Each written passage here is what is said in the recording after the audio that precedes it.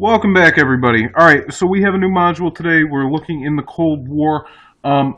You have to focus on the entire module, okay? So you have to go through this entire module. You have to listen to the entire thing. You should be taking notes through the module. I can't stress this enough. We have limited time left. I can't cover everything. I'm not forcing you to read every bit of the textbook, so we need you to be on point with these modules. All right, I'm not just assigning these to you so you can get the answers, turn something in, and get credit for it. It's obvious that a lot of you are not focused on the entire module in class. We need to get back on point. All right, so today we're looking at the start of the Cold War. The focus question is a thesis that you need to support, modify, or refute. So basically, some historians assert that the Cold War began because Truman was too naive of a president to deal effectively with Stalin. Support, modify, refute this statement. Let's get right into it. All right, the Cold War is going to begin right on the bootstraps of World War II. Going back, FDR is going to die at the tail end of World War II. In the final months of the war, dealing with Europe, FDR dies, and Truman, his vice president, takes over. Truman didn't have a college education.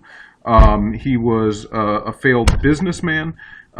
He had served in World War I. He was a machine politician, think Tammany Hall, came up through the Kansas City machine, served in the U.S. Senate for a little bit, was seen as somebody who was very loyal, was from Missouri, and he was a very direct politician. He had a lot of sayings that became famous in American history. One of them was, "The buck stops here."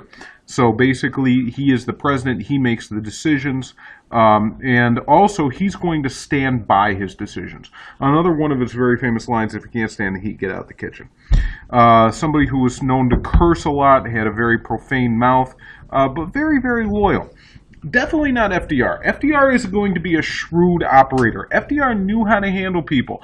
FDR he was somebody who could charm anybody. Truman is not so much a charmer. Truman is going to be somebody who's going to be very direct, and Truman is also going to be somebody who's left out of the loop. So he's going to be stepping into the end of World War II, the start of the Cold War, this gigantic political maelstrom with no experience, and FDR wasn't like cultivating him because FDR didn't expect to die. So he's going to kind of get right into it, and right after. So let's go and talk about Yalta. So this is the second meeting between FDR, Churchill, and Stalin. All right, this comes like just a couple of months before FDR dies. Yalta is a resort town in the Black Sea. Stalin. Yalta, they're going to talk about what the end of the world, or what the end of World War II is going to look like. Stalin is going to pledge that Eastern European countries would be given free elections. Yeah, never happened. Basically, once Stalin liberated the countries of Eastern Europe, he established communist dictatorships in those countries, was not about to see them have any kind of freedom, any kind of free elections. They all agree that there needs to be some effective world government, and they start talking about a United Nations, and they start to set up the idea of having a United Nations. The U.S. expected a long fight against Japan. They had been working on the Manhattan Project. They'd been working on the atomic bomb, but it was not tested yet. FDR thought that they would need help against the Japanese, and Stalin is continuing his agreement that 3 months after the war in Europe is over, he will join Japan. He will join to fight Japan. That's going to open the door for Soviet influence in Eastern Asia. So let's look and see how this is going to how the Cold War is going to grow out of World War II. So the United States and the Soviet Union are not going to be easy friends. They have two different kinds of government. Soviet Union is a communist dictatorship. We are a capitalist democracy. We are polar opposites. As a matter of fact, the United States had refused to recognize the Soviet government until 1933. We even sponsored attempts to overthrow the Soviet government before that. So that didn't exactly do very well for U.S.-Soviet relations. The United States was secretly working on an atomic bomb, a brand new weapon, the likes of which the world had never seen, and we did not tell Stalin about it. We terminated Lend-Lease aid to the Soviet Union in 1945. We rejected requests for reconstruction loans while giving them to Britain. So basically the Soviets are going to be like, yo, why is Britain getting all the cash and we're not getting anything? We've been fighting the hardest against the Nazis, and you guys took your sweet time opening the second front. Stalin is going to be very worried about another invasion because the Russia/the Soviet Union had lost the most troops in both World War I and World War II, had been invaded twice within a half century by the Germans, and basically they're not looking forward to anything else. So he's determined to build a sphere of influence in Eastern Europe. He wants buffer states to insulate himself against any further German aggression in the future.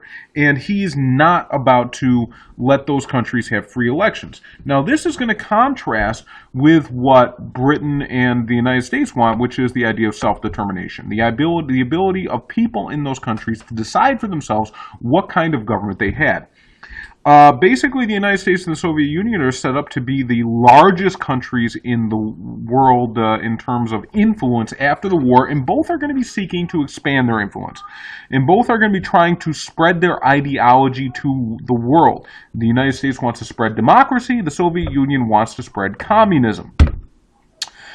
This is going to be going into the establishment of the United Nations in the post-war world. There's going to be a lot of systems that are going to be set up in order to help govern the post-war world. The Bretton Woods Conference in 1944 establishes basically the money side of it. We establish the International Monetary Fund, which is going to try to regulate currency and exchange rates around the world. We're also going to establish the World Bank to help promote economic growth. Both of these, the IMF and the World Bank, are also going to be protections against another worldwide Great Depression. And another thing that we're going to do is the GATT, the General Agreement on Trade and Tariffs, and this is going to be an attempt to start promoting free trade and start to eliminate tariffs worldwide.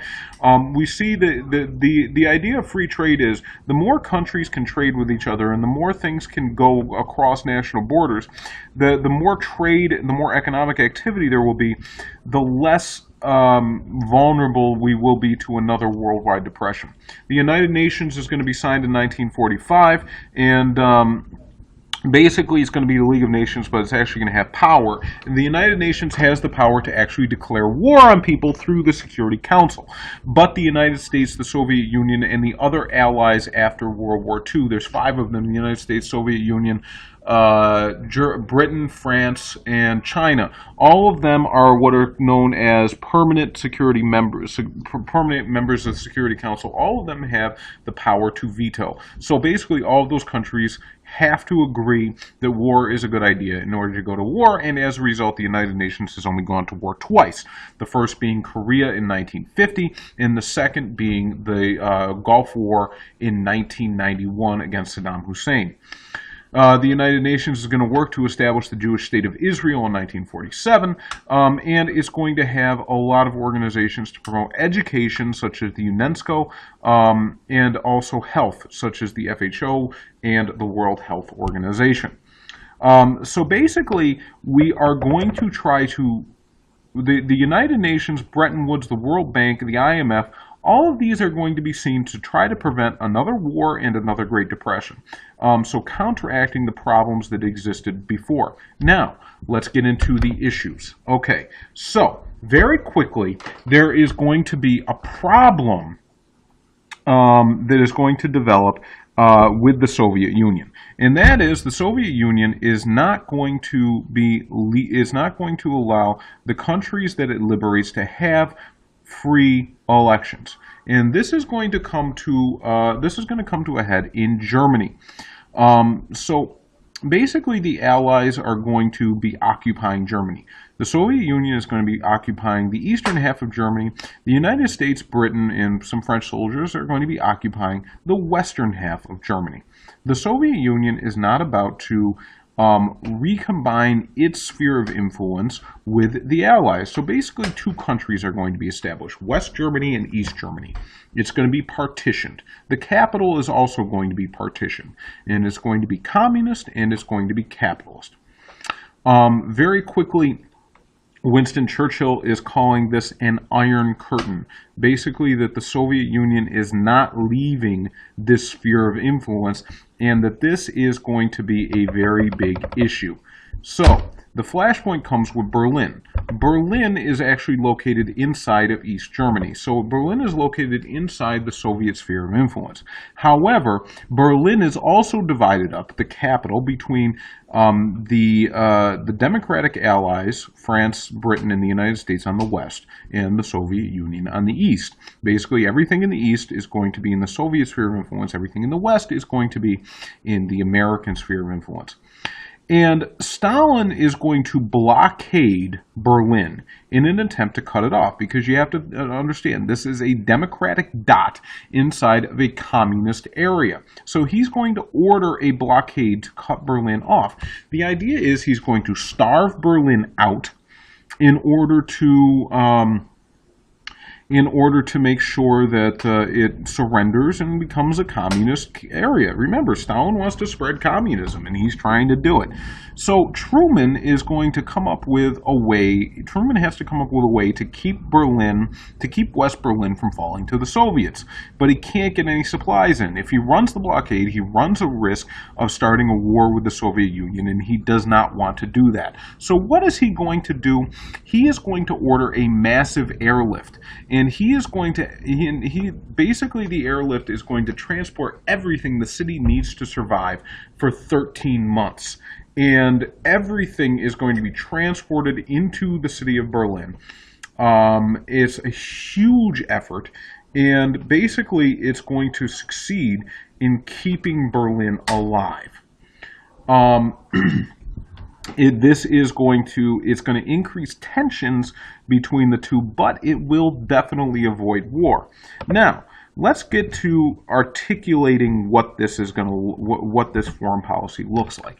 Truman is going to give a speech, and Berlin kind of goes in with it, and the speech is going to be known as the Truman Doctrine, or the containment policy. Basically, Truman says that Stalin is aggressing communism. Stalin is trying to spread communism aggressively, and that is a bad thing.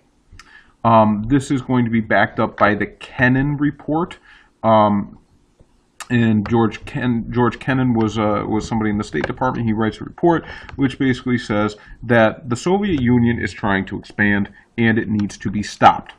So Truman is going to embrace that, and in 1947 he is proclaiming the Truman Doctrine.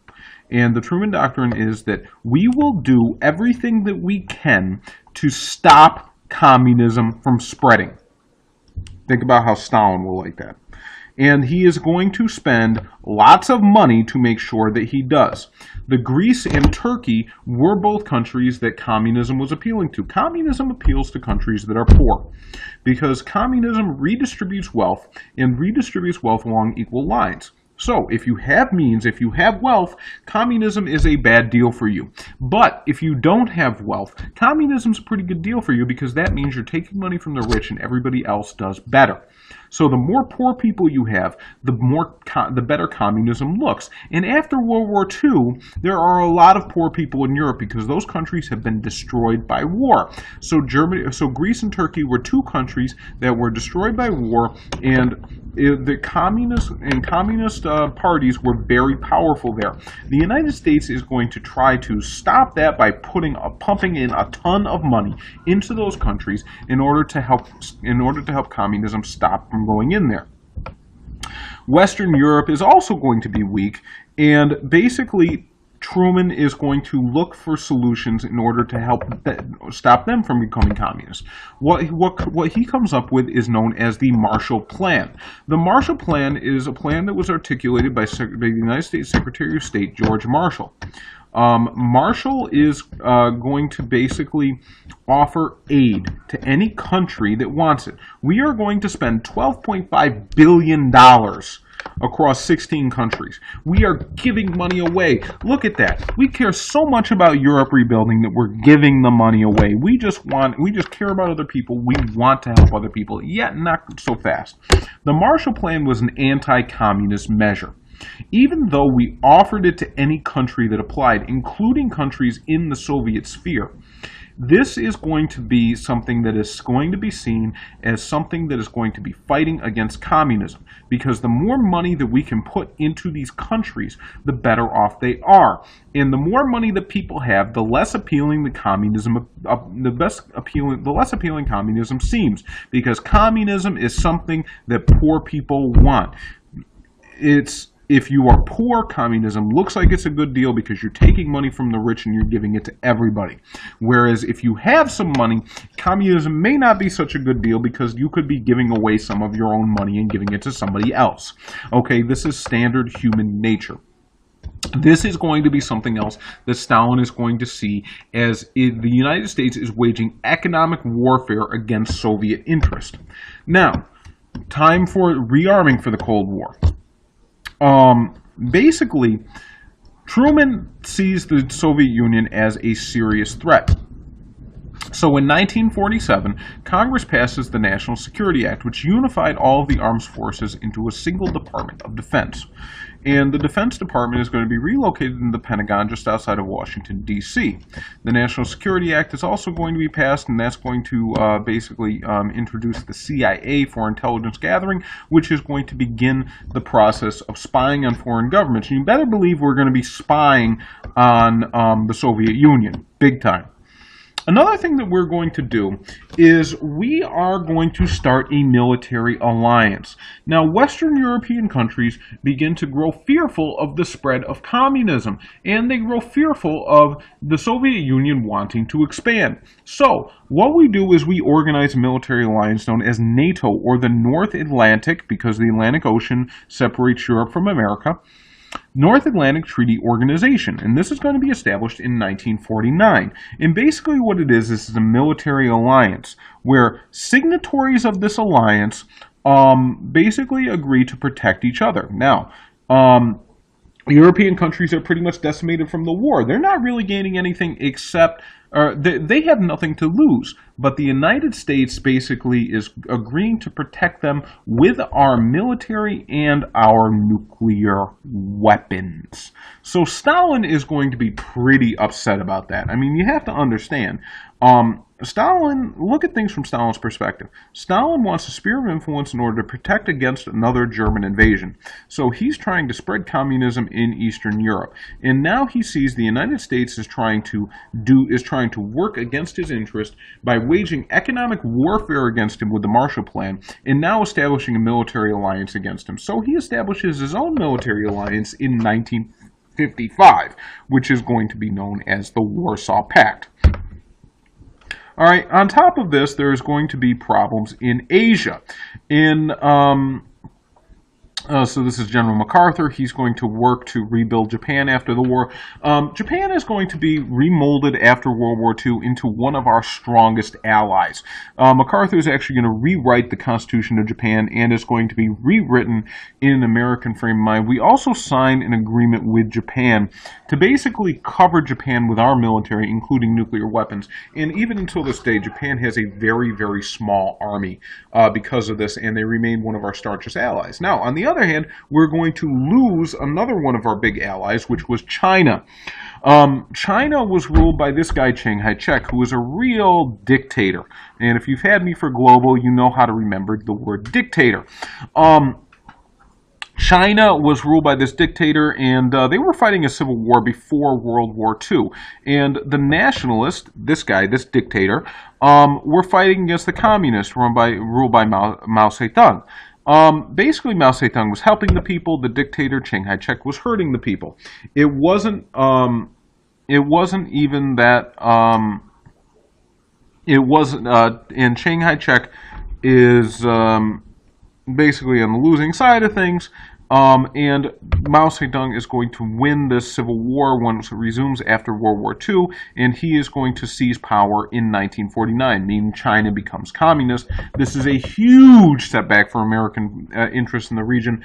Chiang Kai-shek is going to be able to take his forces and retreat to Taiwan, an island just off the coast of China, and he is going to establish the Republic of China, the non-communist China, in Taiwan. Mao Zedong is going to establish the People's Republic of China in China. And of course, we support Chiang. We denounce Mao. The Soviet Union is going to support Mao and denounce Chiang. This is a huge blow for our interest in the region. And on top of that, in 1949, things get real, as they say, because in 1949, the Soviet Union gets the bomb. The Soviet Union was able to detonate their first nuclear bomb. This is going to be the beginning of the arms race between the United States and the Soviet Union, because both of them are worried that if one side has the bomb and the other side doesn't, or if one side has an unfair military advantage, they could use it. And basically both sides are worried that war is coming because of this, and an arms race is going to ensue. Welcome to the beginning of the Cold War, where people are not sure if they're going to wake up in the morning because the world may be destroyed. Okay, let's go back to our focus question. Some historians assert that the Cold War began because Truman was too naive of a president to effectively deal with Stalin. Is that true? Okay, you've seen the evidence, so support, modify, or refute that statement. I want some evidence. I look forward to your replies. All right, everybody, we are on the right track. Remember, we have our philosophical chairs debate on nuclear weapons and the nuclear age on Friday. I look forward to your replies. Let's get this. Have a great day. Bye-bye.